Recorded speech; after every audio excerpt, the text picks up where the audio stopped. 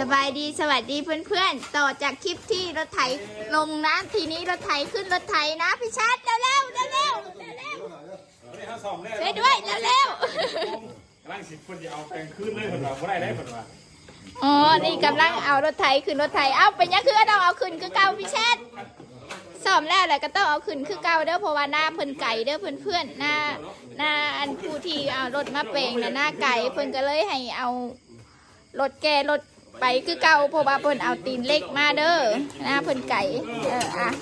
ช่วยด้วยเหมือนเดิมเพราะว่าขึ้นยากสิเอาภารกิจเอารถขึ้นรถสิได้บ่เนาะมาเบิ่งมุมนี้เด้อเพื่อนๆเดิกดื่นทางกลางค่ำมึงเลยเนาะบัดนี้บึ๊บจะบึ๊บ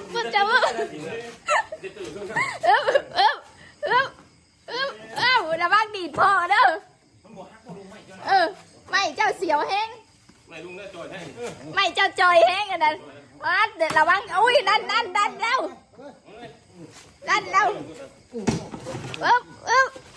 ระวังดีจ้าเด้อพ่อภารกิจสำเร็จลุล่วงไปด้วยดียอดเยี่ยมโอเคเยี่ยมมากว้าวโอเคได้เดี๋ยวบ่พี่เช็ดก้าวมาได้อยู่บ่นี่ไม่ทุกคนมีอยู่กัน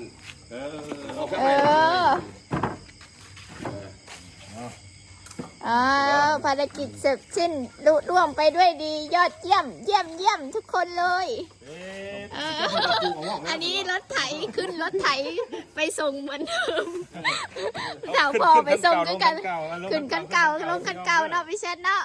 เป็นอะไรนี่จักมือจะขึ้นนี่กึบแห้งอย่างนี้เนาะคันนี้เนาะเฮามันการที่มันต้องเช็คกันครับ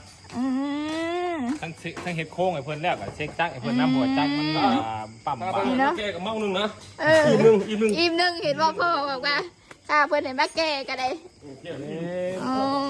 โอเคเนาะเนี่ยพ่อกำลังสิคนไปหน้าต่อเด้อกับเจ้าของแล้วนี่น่ะนี่กึบกันแห้งอีดีเด้จนทำจนนึกจนดื่นเยี่ยมสุดยอดมากโอเคเนี่ยก้าวกับร่างคนคลองขึ้นอะไรพี่ชายก็ใส่ขอดให้ได้เด้อบ่ในใส่กระสอบนะใส่นี่อะไรเราเด้ออะไรรถเรานี่เนี่ยทั้งหมดเลยนี่เอาออก